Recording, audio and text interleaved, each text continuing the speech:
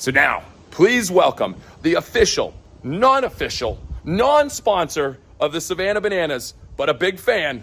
Please welcome John Fletcher.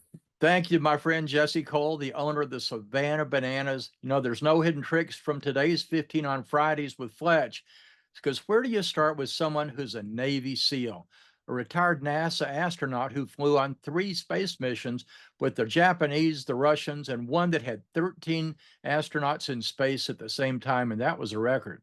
He was the chief of the astronaut office of NASA for 2 years, and he now serves as the president and CEO of the National Medal of Honor Museum in Arlington.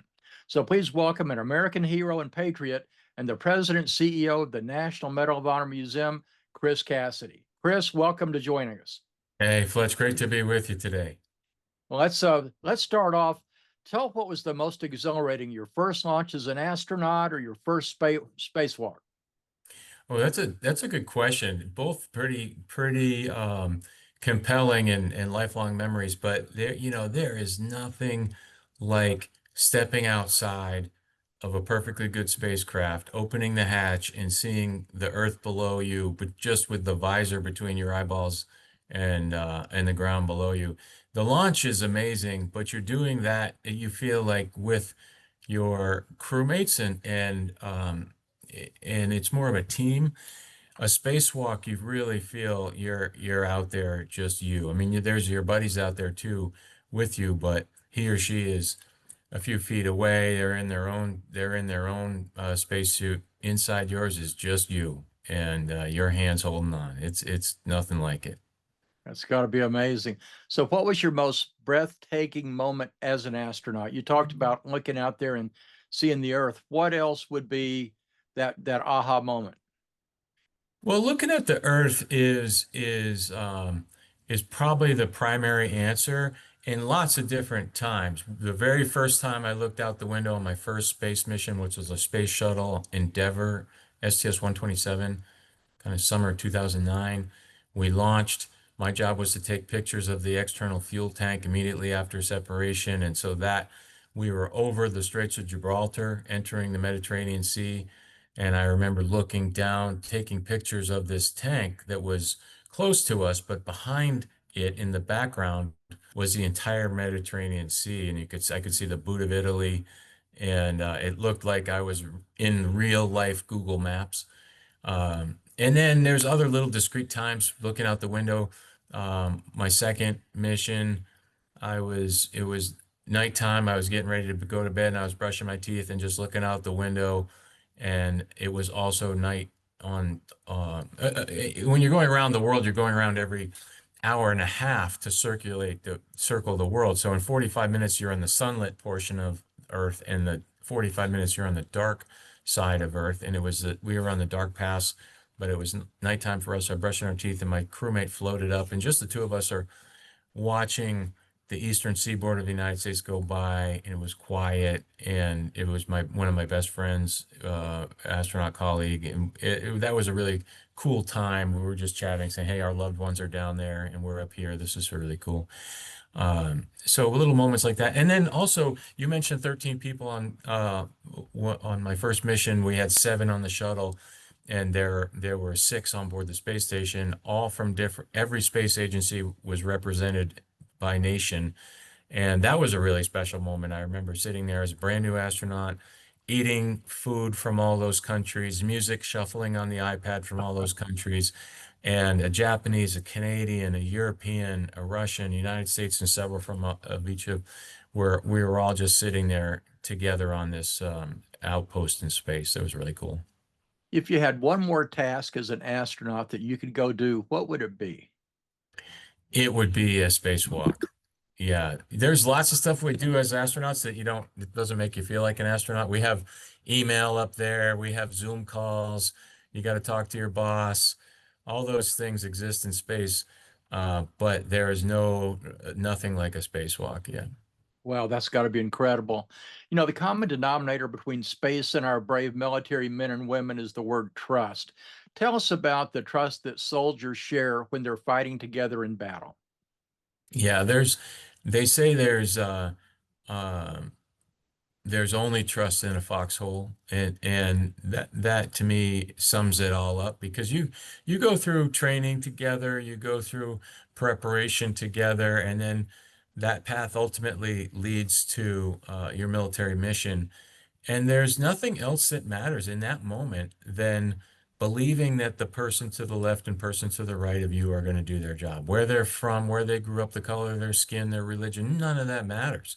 It's about you knowing that when you look over and they're supposed to be right there, they're going to be right there. And if they're not, then some bad thing happened to them, and that's where then they need your help. And maybe their bad thing might happen to you, and you need their help. So it's all about it's all about trust. And at a very lower level, less life-threatening level, I think youth sports kind of teaches that to young people, that hey, whatever team sport you're playing, each person does their job, and you win games and you lose games together. In the military, you win battles and you lose battles together, and it's about that trust. It's the fundamental building block of it all. Well, that's beautiful to relate that to the youth sports as well, because it is. You've got to trust that person to block for you. You've got to, when you're doing the pass, you're trusting that person to make the play. You got all these things that are going on. That's a great example. When I Yeah. think of the National Medal of Honor Museum, I think of the word valor. Tell us about valor and bravery and how they're honored in the museum. hmm Yeah, it's interesting. I'd been a military guy my whole life, and I never really knew any Medal of Honor recipients after almost 30 years of wearing the uniform. I came here to this mission, and one of the really cool benefits of my job is getting to know the Medal of Honor recipients personally. And what struck me in that journey of getting to know them is they all have this same sentiment of, I'm wearing this medal around my neck for the others in my unit, or for those that didn't survive. And it was recognized for some valorous action on the battlefield, but it could have been Joe Blow left of me or right of me. They were doing valorous actions too. So I think that valor to me represents taking action when you could be frozen in fear, but for others.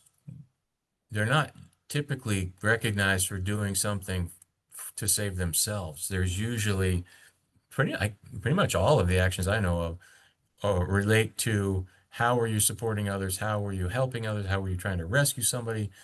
It's about the people in your unit. Kind of back to your first question, trust.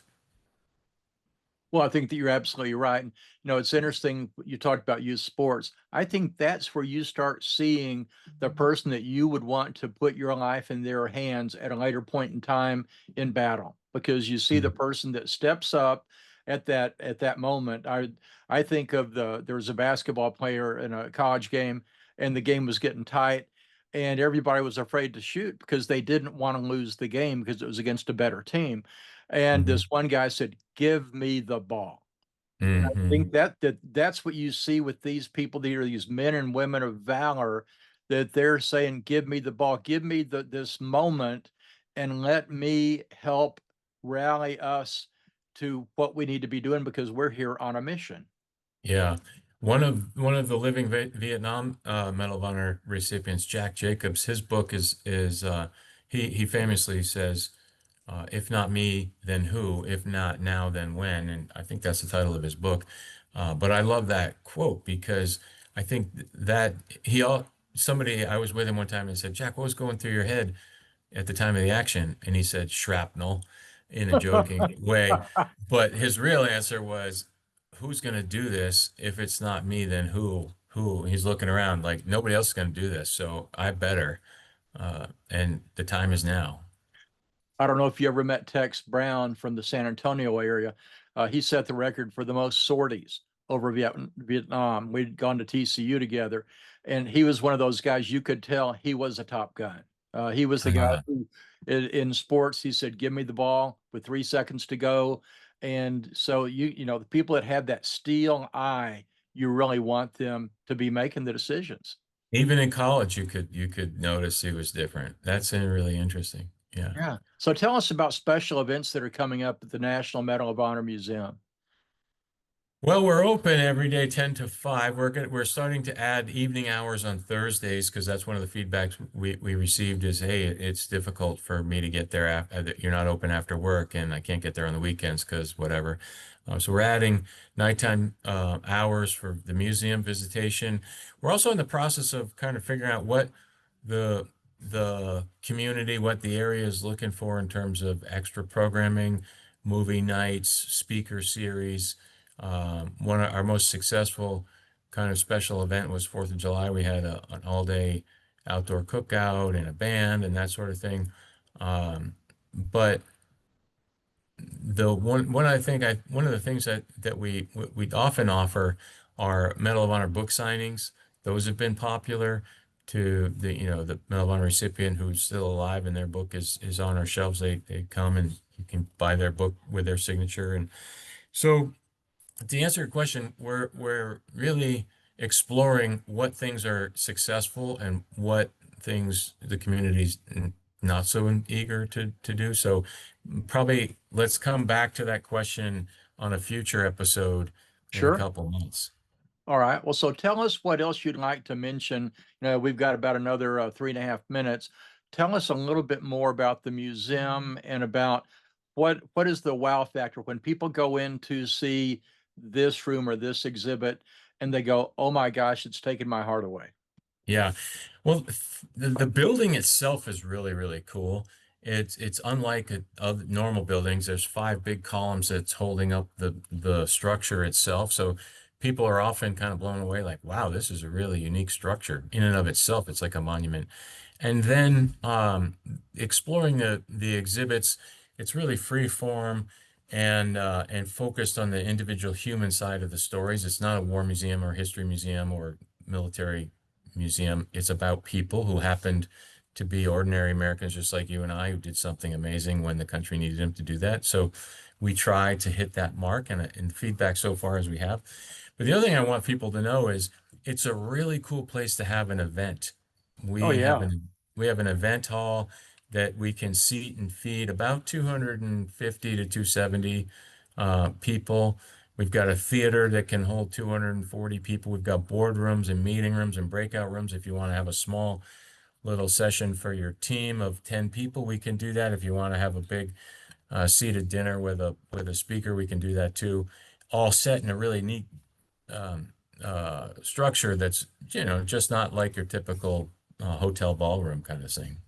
Well, also the food that y'all serve is outstanding. So it's not a matter of going in and seeing the wow physically, but then being disappointed. The food itself is spectacular. Yeah.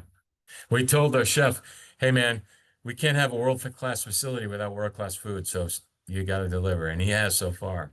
Well, he Yeah. really has. Well, and the fact that you're working so hard to make this a piece of the Arlington community rather than being solely in a national museum without touching the community, you've been a great partner. So when the Formula One races come around, are you going to be riding some kind of a vehicle going around Yeah, the maybe waving a flag or green, yellow, checkered, I don't Oh, well, know. well, that's cool. So what else do you look forward to? Is there another exhibit coming soon, or is it a matter of just continuing to just slowly grow? Slowly grow. We had what in my mind was the perfect day. We had it one so far that I've seen, and what does that mean? I was standing there in the lobby, and we had a school bus come with young people entering, maybe 175 to 100 of them, 2 vans of retirement home visitors coming. So we had the young generation, the old generation. We had, I think it was Texas Capital Bank had an event going on in the theater and the hall, and there were normal visitors there. So to me, that's what I'm most excited about, seeing young people and older generations and the business community all interacting inside our building. Well, it's spectacular. It really is. Chris, thanks so much for joining us today on 15 on Fridays with Fletch. And we will be having you back, especially the week of Veterans Day. I want to make sure that we're able to do that because we'll have some special events I'm sure you'll have going on. And there's just, I mean, it's spectacular. I've been there. and the lights at night. My goodness, the colored lights Yeah. shooting up. So whose idea was that? Oh, the architects actually. Yeah, it was fantastic. I love that I think feature. I just think it's great. Well, thank you so much, Chris. We look forward to having you again. Thanks for joining us for 15 on Fridays with Fletch. We'll see you again next time. My pleasure.